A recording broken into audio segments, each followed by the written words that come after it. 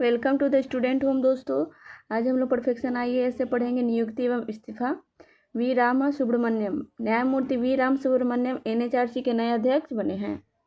इसके साथ ही NHRC में 2 नए सदस्यों की नियुक्ति की गई है, जिनमें प्रियंक भी शामिल है और कानूनगो और डॉक्टर विद्युत रंजन सारंगी भी शामिल है। मिखाइल कावेलासविली जॉर्जिया के राष्ट्रपति चुने गए। सत्तारूढ़ ड्रीम पार्टी के नेता के चुनाव को विपक्षी दलों ने अवैध करार दिया है। Mikhail English Premier League champion Manchester City के लिए भी खेल चुके हैं। बशर अल असद के पतन के बाद अल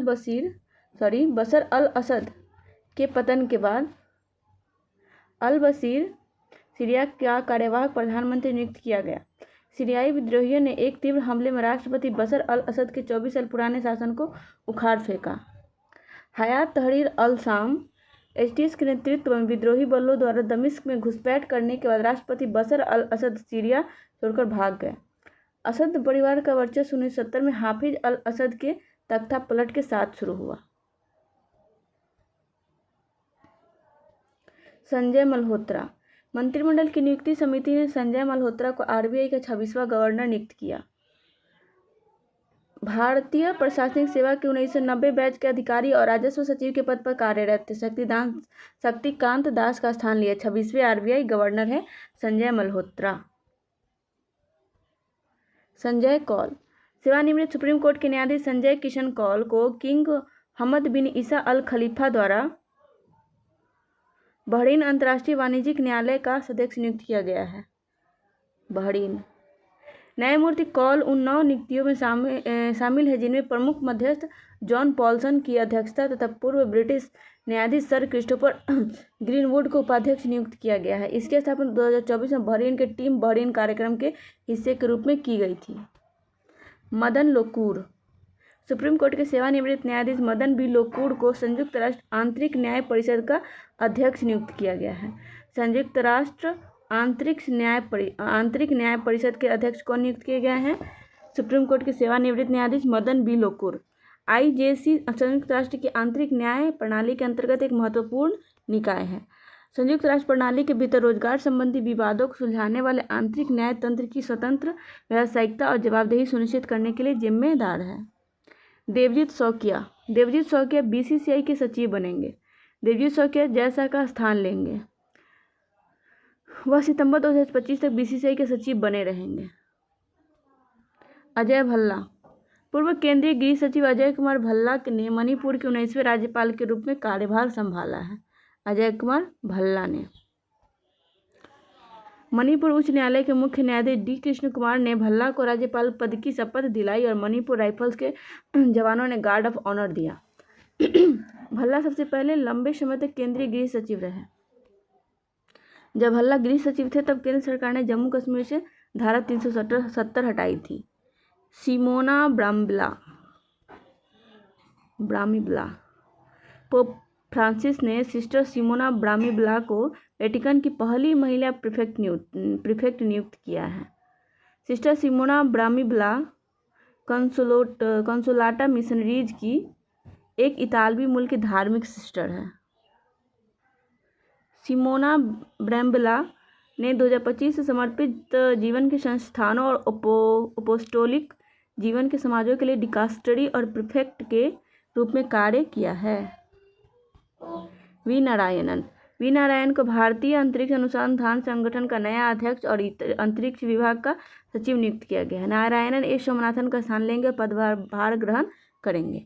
प्रणोदन प्रणाली में लोगों 4 दशकों की विशेषज्ञता और भारत के अंतरिक्ष मिशनों में महत्वपूर्ण योगदान देने के साथ इसरो की नई सीमाओं तक ले जाने के लिए तैयार हैं। जॉन ड्रामानी महामा तीसरी बार घाना के राष्ट्रपति चुने गए हैं। JD महामा अभी खबरों में थे, प्रधानमंत्री जी गए थे घाना, उनको वहाँ से अवार्ड भी मिला है, स्टार अवार्ड, लंबा सा नाम है, आप देख सकते हैं। तुहिन कांत पांडे को वित्त मंत्रालय का नया राज्य सचिव नियुक्त किया गया। पांडे वर्तमान में वित्त सचिव निवेश एवं सार्वजनिक परिसंपत्ति प्रबंधन विभाग के सचिव भी हैं। अरुणीश चावला के स्थान पर पांडे को राजस्व सचिव नियुक्त किया गया है। पांडे। कौन पांडे है? तुहिनकांत पांडे। नेक्स्ट टॉपिक, श्रद्धांजलियाँ। पूर्व प्रधानमंत्री मनमोहन सिंह का 92 वर्ष की आयु में निधन हो गया है। सिंह भारत के लंबे समय तक सेवा देने वाले प्रधानमंत्रियों में से एक थे। 2004 से 14 तक प्रधानमंत्री थे तथा उससे पहले वित्त मंत्री थे।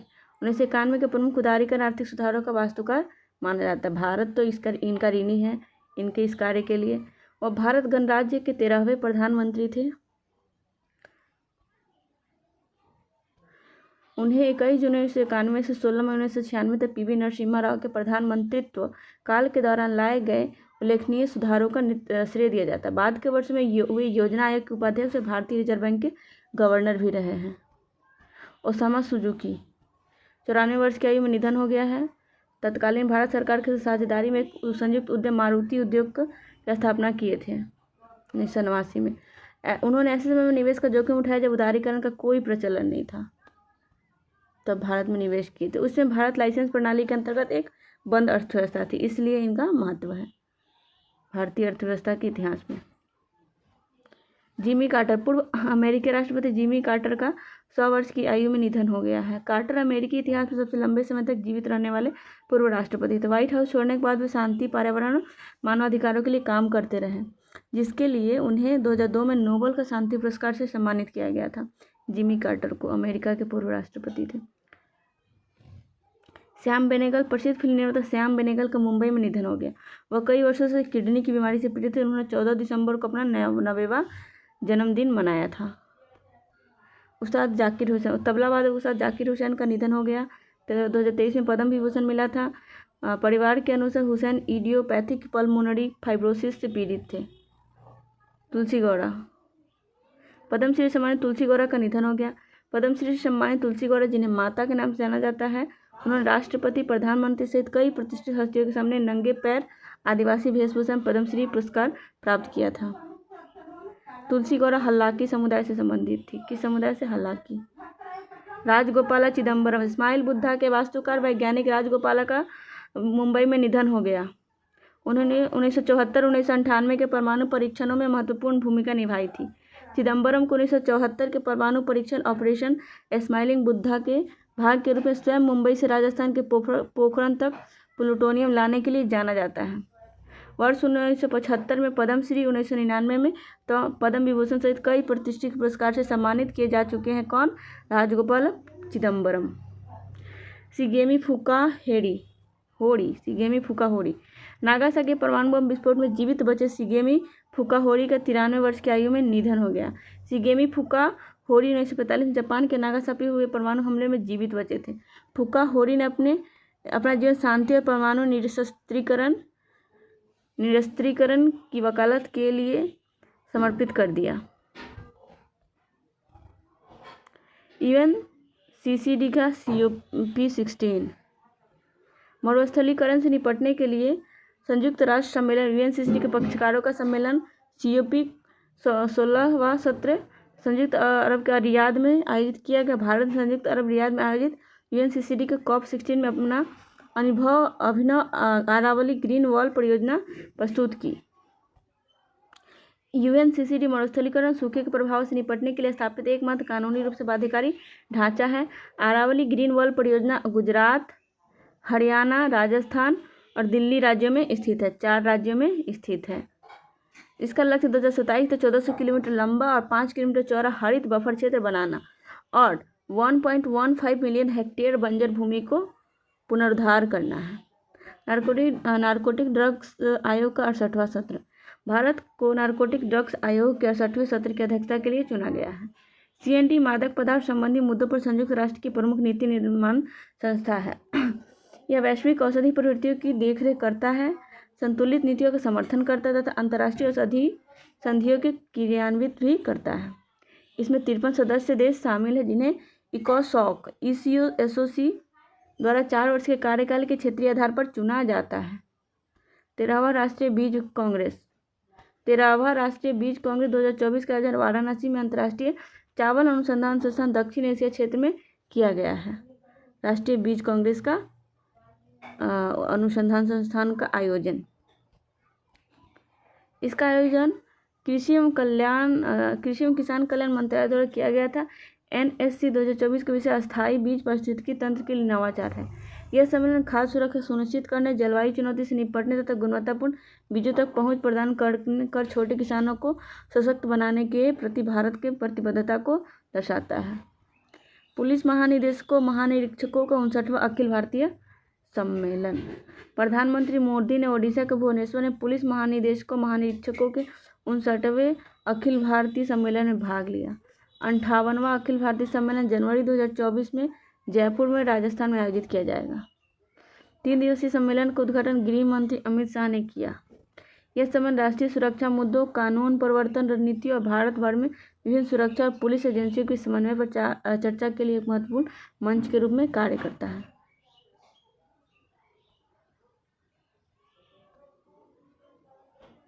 बीसवीं मनामा वार्ता बहरीन में आयोजित। इसका विषय था क्षेत्रीय समृद्धि और सुरक्षा को आकार देने में मध्य पूर्व नेतृत्व। भारत का प्रतिनिधित्व विदेश मंत्री एस जयशंकर ने किया। इसे बहरीन साम्राज्य में प्रतिवर्ष आयोजित होने वाले सबसे महत्वपूर्ण रणनीतिक आयोजनों में से एक माना जाता है। सम्मेलन में मुख्य रूप से मध्य पूर्व क्षेत्र पर चर्चा होगी। नेक्स्ट टॉपिक है खेल।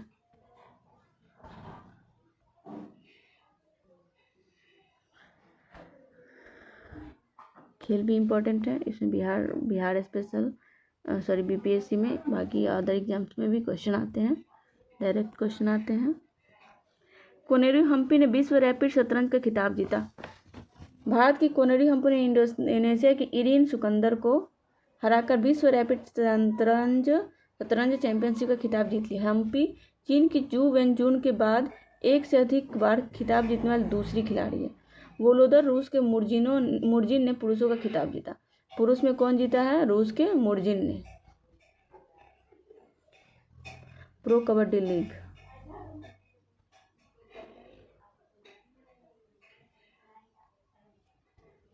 हरियाणा स्टीलर्स ने पहली बार प्रो कबड्डी लीग का 11वां सीजन जीत लिया है। फाइनल मुकाबले में हरियाणा स्टीलर्स ने 3 बार चैंपियन पटना पायरेट्स को हराया। पटना के डिफेंडर गुरदीप ने सर्वाधिक 6 अंक बनाए।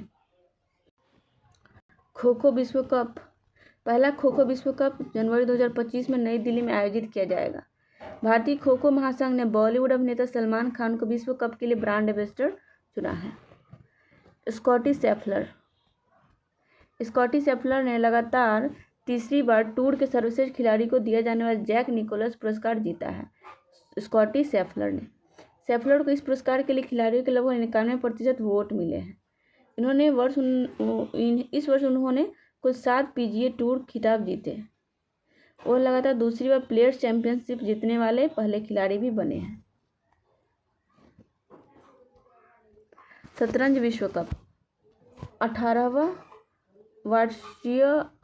वर्षीय भारतीय ग्रैंड मास्टर डोमाराजू गुकेश सिंगापुर में गत चैंपियन चीनी ग्रैंड मास्टर डिंग लीरेन को हराकर सबसे कम उम्र के चैंपियन बने हैं। मात्र 18 वर्ष के हैं। गुकेश की खिताबी जीत से पहले रूसी दिग्गज गैरी कास्पारोव सबसे कम उम्र के विश्व शतरंज चैंपियन थे। जिन्होंने 22 साल की उम्र में खिताब जीता था। उससे काफ़ी छोटे हैं डी गुकेश ने 21.2 करोड़ रुपए $2.5 मिलियन की पुरस्कार राशि भी जीती है।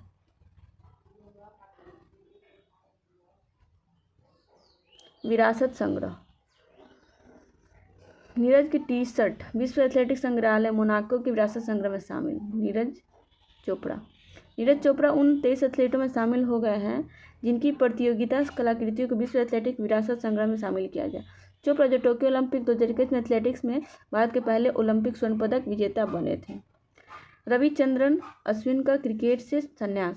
ऑफ स्पिनर रविचंद्रन अश्विन ने ऑस्ट्रेलिया के खिलाफ टेस्ट सीरीज के तीसरे टेस्ट मैच में के बाद तुरंत प्रभाव से अंतर्राष्ट्रीय क्रिकेट से संन्यास ले लिया। अश्विन अनिल कुंबले के बाद भारत के लिए टेस्ट मैचों में दूसरे सबसे सफल गेंदबाज हैं। अश्विन क्लब क्रिकेट खेलना जारी रखेंगे और अगले साल IPL में चेन्नई सुपर किंग्स के लिए खेलेंगे। ITF एकल खिताब। वैष्णवी ने W15 महिला टेनिस चैंपियनशिप के फाइनल में डेनमार्क के एलेना जमशेदी को हराकर अपना पहला ITF एकल खिताब जीता और ऋतुजा भोसले की खिताबी जीत के बाद पिछले 3 वर्षों में पेशेवर महिला एकल खिताब जीतने वाली पुणे की पहली महिला खिलाड़ी बन गई हैं। सचिन तेंदुलकर को एमसीसी की मानद सदस्यता। मेलबर्न क्रिकेट क्लब ने घोषणा की है कि भारतीय बल्लेबाज सचिन तेंदुलकर ने उसकी मानद क्रिकेट सदस्यता स्वीकार कर ली है। एमसीसी की स्थापना 1838 में हुई थी और यह ऑस्ट्रेलिया के सबसे पुराने खेल क्लबों में से एक है। सचिन तेंदुलकर ने खेल में उनके उत्कृष्ट योगदान के सम्मान में मानद क्रिकेट सदस्यता स्वीकार कर ली है। संतोष ट्रॉफी। बंगाल ने केरल को हराकर 33वीं बार संतोष ट्रॉफी जीती। 7 बार विजेता केरल ने फाइनल में बंगाल को हराकर 2017, 18, 2021, 22 में खिताब जीता। खेल रत्न पुरस्कार। राष्ट्रपति द्रौपदी मुर्मू ने 4 खिलाड़ियों को मेजर ध्यानचंद खेल रत्न पुरस्कार से सम्मानित किया। खेल रत्न पुरस्कार 2024 विजेता पहले है गुकेश डी, शतरंज के खिलाड़ी हरमनप्रीत सिंह, हॉकी के प्रवीण कुमार, पैरा एथलेटिक्स मनु भाकर, निशानेबाज। यह पुरस्कार उन खिलाड़ियों को दिया जाता है जिन्होंने पिछले 4 वर्षों में, कितने वर्षों में, 4 वर्षों में अपने खेलों में असाधारण प्रदर्शन किया हो।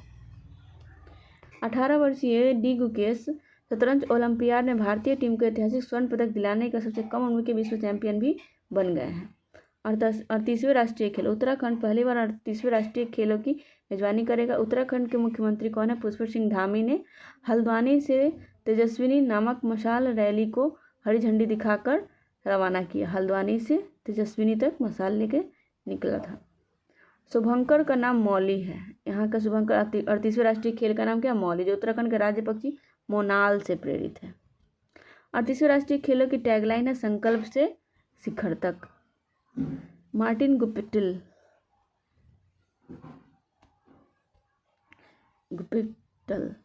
न्यूजीलैंड के बल्लेबाज मार्टिन गुप्टिल ने आधिकारिक तौर पर अंतर्राष्ट्रीय क्रिकेट से संन्यास की घोषणा कर दी। अपने 14 साल के अंतर्राष्ट्रीय करियर में गुप्टिल ने न्यूजीलैंड के लिए कुल 367 अंतर्राष्ट्रीय मैच खेले। एथलीट आयोग के अध्यक्ष अंजू बॉबी जॉर्ज को भारतीय एथलेटिक्स महासंघ के 9 सदस्यीय एथलीट आयोग का अध्यक्ष नियुक्त किया गया है। नए आयोग में 6 पूर्व एथलीट शामिल हैं। इसमें धावक Jyotirmoyee Sikandar, disc thrower Krishna Poonia, hurdler Valsamma, steeplechase धावक सुधा और धावक सुनीता रानी शामिल। अंजू महासंघ की वरिष्ठ उपाध्यक्ष है। नीरज के अलावा आयोग के अन्य 2 पुरुष सदस्य स्टीपलचेज धावक अविनाश साबेल और महासंघ के नवनिर्वाचित अध्यक्ष बहादुर सिंह सागू है। हंसिनी एम तमिलनाडु के 15 वर्षीय हंसिनी एम अंतर्राज्यीय जूनियर और युवा राष्ट्रीय टेबल टेनिस चैंपियन में अंडर 19 वर्ग में सबसे कम उम्र की चैंपियन बन गई है। हंसिनी ने फाइनल में हरियाणा की सुहाना सैनी को हराकर यह उपलब्धि हासिल की है। नेक्स्ट टॉपिक क्या है? पुरस्कार और सम्मान। पुरस्कार और सम्मान से संबंधित पहला टॉपिक है राष्ट्रीय पंचायत पुरस्कार 2024। राष्ट्रीय पंचायत पुरस्कार 2024 हाल ही में नई दिल्ली में आयोजित किया गया। इसमें ग्रामीण भारत में सतत समावेशी और विकास में योगदान के लिए 45 पंचायतों को सम्मानित किया गया। महाराष्ट्र में मान्य चिवाड़ी ग्राम पंचायत ने नवीकरणीय ऊर्जा को अपनाने के प्रयासों के लिए 2024 का ग्राम ऊर्जा स्वराज विशेष पंचायत पुरस्कार जीता। कौन? महाराष्ट्र के मान्य चिवाड़ी ग्राम ने। 42% पुरस्कार प्राप्त करने वाली पंचायती महिलाओं के नेतृत्व वाली थी। राष्ट्रीय तानसेन सम्मान। कोलकाता के प्रख्यात तबलावादक पंडित स्वप्न चौधरी को तानसेन संगीत समारोह 2024 में वर्ष 2023 के लिए राष्ट्रीय तानसेन सम्मान प्रदान किया गया। तानसेन समारोह भारतीय संगीत के दिग्गज श्री रामतनु मिश्रा, जिन्हें तानसेन के नाम से जाना जाता है, को श्रद्धांजलि है। यह हर साल दिसंबर में ग्वालियर मध्य प्रदेश में आयोजित किया जाता है। हर साल। बहरीन का सर्वोच्च पुरस्कार। डॉक्टर रवि पिल्लई को बहरीन का सर्वोच्च पुरस्कार दक्षता पदक प्रदान किया गया है। रवि पिल्लई को यह सम्मान बहरीन की प्रगति और विकास में उनके योगदान के लिए दिया गया। डॉक्टर रवि यह सम्मान पाने वाले एकमात्र विदेशी हैं। कश्यप काश पटेल के पटेल FBI निदेशक नामित।